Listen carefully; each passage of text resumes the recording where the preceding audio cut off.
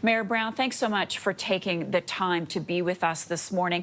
Can I get your reaction to this decision and the fact we've also heard from Premier Doug Ford, we're hearing from the Prime Minister on this. What does it mean for your community? Well, it's a punch in the gut. 3,000 jobs at Stellantis with Unifor Local 1285, highly trained, highly skilled, spent decades working, dedicating their lives to this plant, and to be abandoned is devastating, to say the least. And I'm also concerned about the associated auto jobs and the auto parts section that we also have in our community.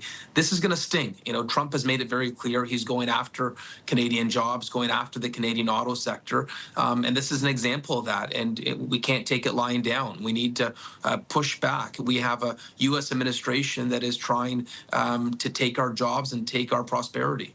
Push back how? I mean, what are your options? Well, I think so far Canada has been relatively positive. You've got prime ministers smiling and premiers smiling, trying to get this trade deal done. But I think it's you know, frankly, we provide a lot of essential resources to the United States as well. And right now our communities are hurting, and the approach of being kind hasn't worked thus far. Obviously, you know, we're seeing the consequences of these tariffs. And frankly, I think Brampton will be the first. You know, Trump has said he wants all of the Canadian auto sector. He wants all of our steel jobs and aluminum jobs. And so if he's successful in Brampton at taking these 3,000 jobs, I think you're going to see that replicated elsewhere. So every tool we have at our disposal for critical resources and products that we provide to the U.S., you know, we don't want this trade war. They're the ones who embarked upon it, but it can't continue to be one-sided.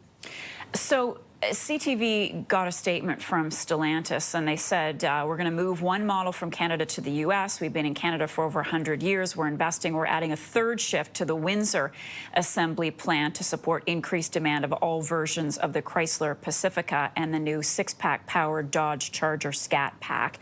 And then the statement goes on to say that Canada is very important to Stellantis and that they have plans for Brampton, which leads me to my next question then.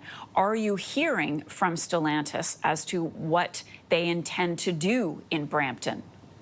So I spoke to Stellantis last night after they made their announcement, and there's certainly no clarity. They said as long as there's tariffs, that it is impossible to have production in Canada. And you know, their press release yesterday really signaled that they're investing billions in the U.S. And that's an unfortunate reality of where we are today with these punitive tariffs on the auto sector. What I want to have a conversation around is we've invested billions into Stellantis. You know, Prime Minister Trudeau, Premier Ford had a very significant announcement in 2022 where they were investing in this company to support jobs in Windsor and Brampton.